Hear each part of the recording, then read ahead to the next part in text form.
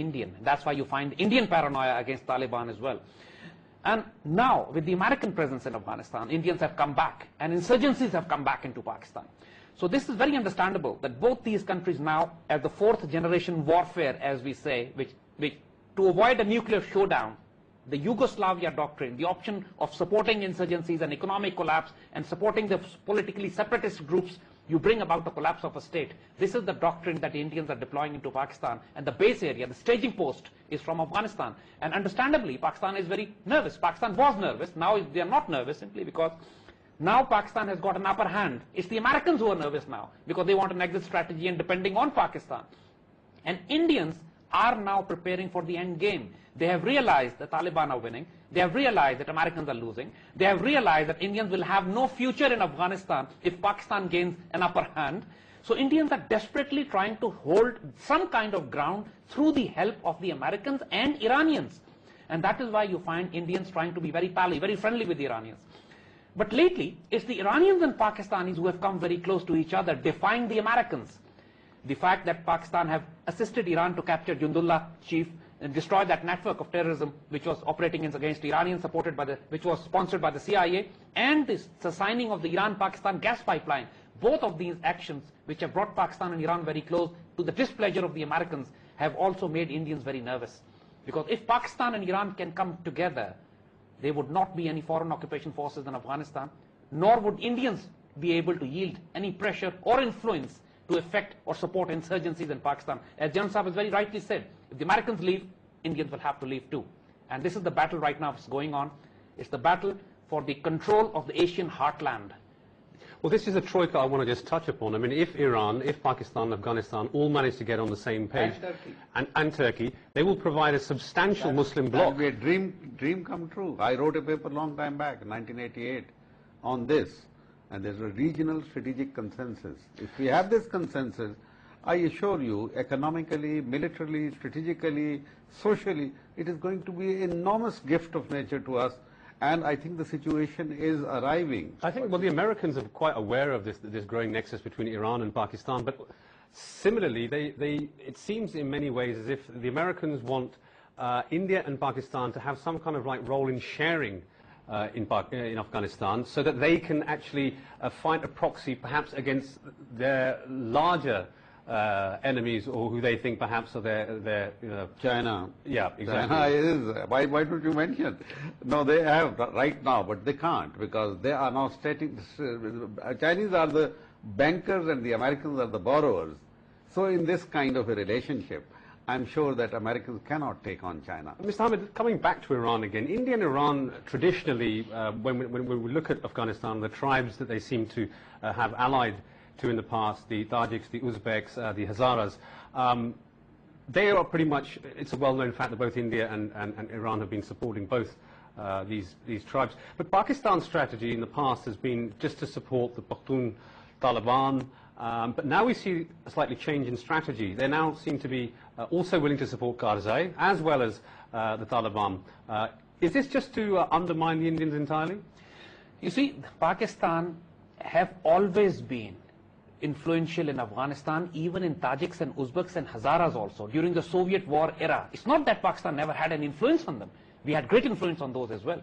But for the policies of the 90s, when the Americans had left and the confused governments in Islamabad completely lost the opportunity, that we lost our 6 parties which we had created and lost the Tajiks, Uzbeks and Hazaras as well. But the opportunity came back to Pakistan in late 90s when the Taliban came back into power. But then the Taliban were at war with the Tajiks and the Persian speakings and the Uzbek speakings. And that's why the Irani factor came in. Those were the period when Pakistan and Iran were at worst relationship with each other because of Afghanistan.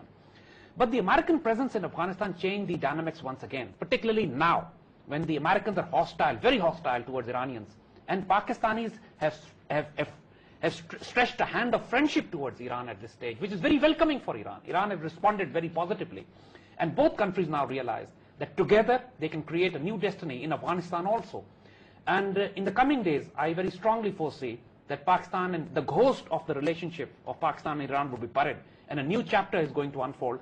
Indians have been trying to lure Iran towards themselves against Pakistan, but it's not happening for them. Indians had built a road in Afghanistan so that the Iranian port of Chabahar could be used for the Afghan transit trade, and Pakistan could Afghanistan could become independent of Pakistan for the transit trade. But that's not happening also. Iran has not allowed the Afghan transit trade to go through Chahbar as yet. That means Afghanistan is still dependent upon Pakistan. And Pakistan has the leverage, which the Indians wanted to bypass. It's not happening. So which is a very positive sign. In the coming days, Pakistan and Iran are going to actively cooperate together. The Lebanon type option, where the southern part could go to Hezbollah and the Beirut should be with some other government, these options are being floated by the American, Jewish, Indian, Zionist axis. But neither the Afghans, neither the Iranians, neither the Pakistanis would accept this. This would only remain a pipe dream for them. As far as Pakistan and Iran is concerned, a united, strong Afghanistan where all ethnic groups come together to form a national government suits us all. And this is going to be the future, inshallah. Final word from you, Mr. Gul. You have witnessed the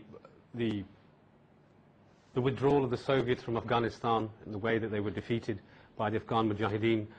We're seeing somewhat similar circumstances unraveling again, with the Americans finally realizing that they can't occupy this particular stretch of land which has seen off many conquerors.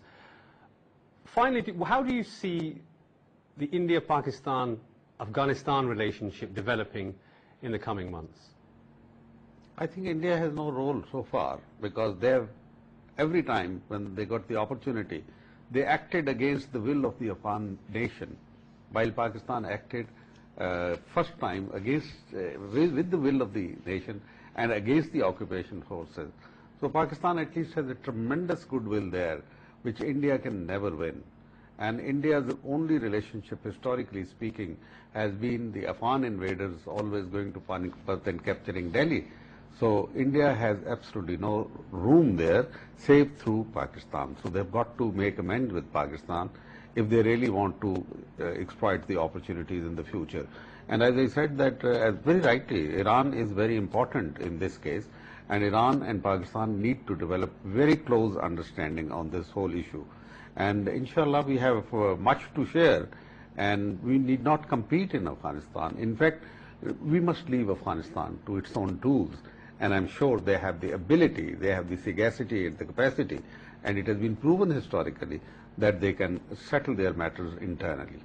Final two sentences from you, Mr. Hamid. Can India and Pakistan ever bury the hatchet?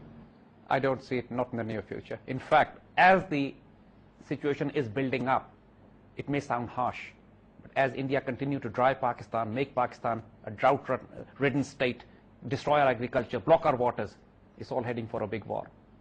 Thank you very much, gentlemen, for joining me on In Focus. Of course, we all hope that India and Pakistan continue to talk, because no talks would mean that the Mumbai attackers had actually won and that the people of South Asia had lost. You can send your suggestions and comments through to our email address. That's infocus@presstv.com. That's infocus@presstv.com. I'm Adil Sabir. Till we meet again. Goodbye.